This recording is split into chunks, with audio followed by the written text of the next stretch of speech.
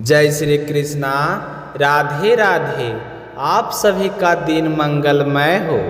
भगवान शिव और माता पार्वती का कृपा आप सभी पर सदैव बनी रहे। तो प्रिय भक्तों, आज पावन सोमवार के शुभ दिन, आइए श्रद्धा और भक्ति भाव से सोम व्रत की संपूर्ण भावनात्मक और दिव्य कथा का श्रवण करें। वह कथा जो जीवन के कष्टों को हरने वाली और मनोकामनाओं को पूर्ण करने वाली मानी जाती है। तो अब अपने सुनते हैं सोमवार की व्रत कथा। प्राचीन काल की बात है। एक बार करुणामय भगवान शिव और जगत जननी माता पार्वती मृत्यु लोक में भ्रमण करने पधारे। भ्रमण करते करते वे विदर्भ देश की अमरावती नामक सुंदर नगरी में पहुँचे।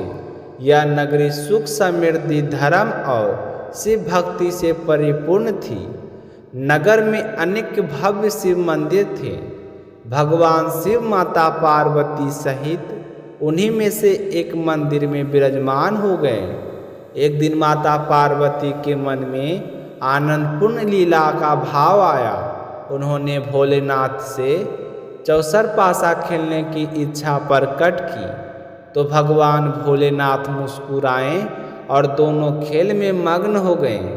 उसी समय मंदिर का पुजारी पूजा अर्चना के लिए आया।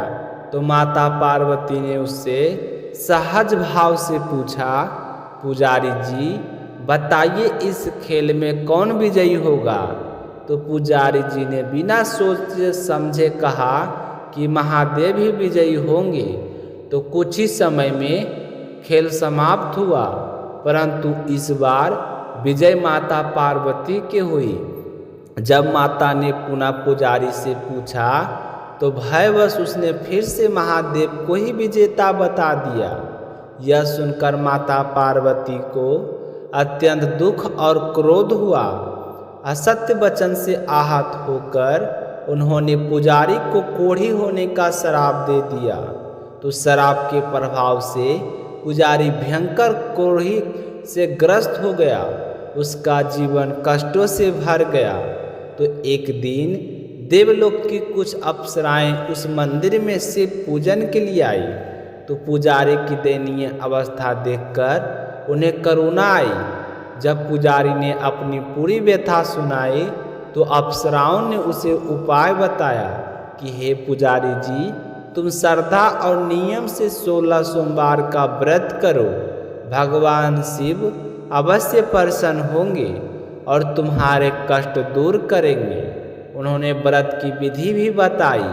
तो सोमवार को व्रत रखो, स्वच्छ वस्त्र धारण करो और संध्या के समय प्रदोष काल में शिव जी का विधि विधान से पूजन करो। घी, गुड़, गेहूं के आटे का प्रसाद, बेलपत्र, पुष्प, दीप, दीप अर्पित करो और 16 सोमवार का पूर्ण होने पर 17वें सोमवार विशेष भोग अर्पित कर व्रत का उद्यापन करो। पुजारी ने पूरी श्रद्धा से व्रत किए।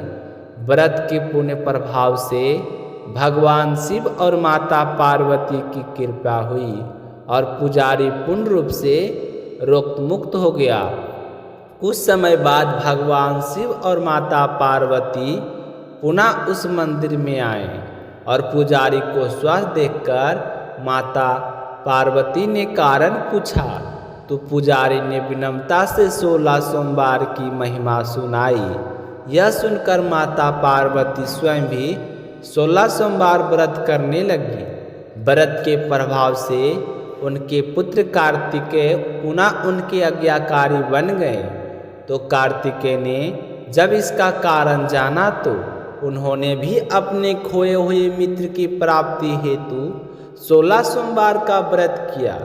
तो व्रत पूर्ण होते ही उनका मित्र उन्हें पुनः प्राप्त हुआ। उस मित्र ने विवाह की इच्छा से व्रत किया और स्वयं से वन से राजकुमारी ने उसे वर चुन लिया।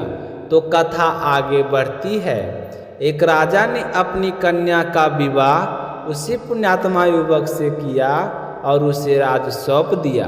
तो राजा बनने के बाद भी वह 16 सोमवार का व्रत करता रहा, परंतु 17वें सोमवार को रानी शिव पूजन के आलस्यवश नहीं गई और उसी समय आकाशवाणी हुई कि हे राजा, यदि रानी को महल से ना निकाला गया तो राज्य का सर्वनाश होगा।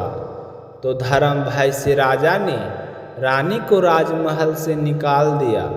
रानी अनेक कष्टों से गुजरती हुई अंततः एक आश्रम पहुंची, जहां एक संत गोसाई जी ने उसे शरण दी। तो रानी की हर जगह दुर्भाग्य छाया रहता। तब गोसाई जी ने कारण पूछा, तो रानी ने अपनी भूल बताई।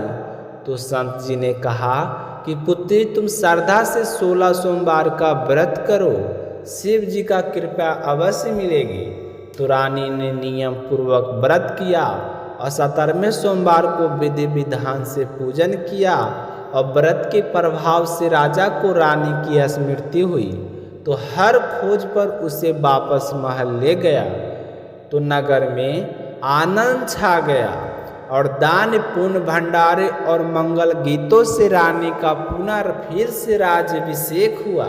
इस प्रकार राजा रानी जीवन भर 16 सोमवार व्रत करते हुए सुखपूर्वक रहे और अंततः शिवलोक को प्राप्त हुए। तो जो भी मनुष्य श्रद्धा और विश्वास और नियम से 16 सोमवार का व्रत करता है, कथा का श्रवण करता है, उसके सभी कष्ट दूर होते हैं, मनोकामनाएं पूर्ण होती है और अंत में वह शिवलोक को प्राप्त करता है। बोलिए ओम नमः शिवाय। भगवान भोलेनाथ की कृपा आप सभी पर सदैव परिवार और आप पर बनी रहे। जय श्री कृष्णा। राधे राधे।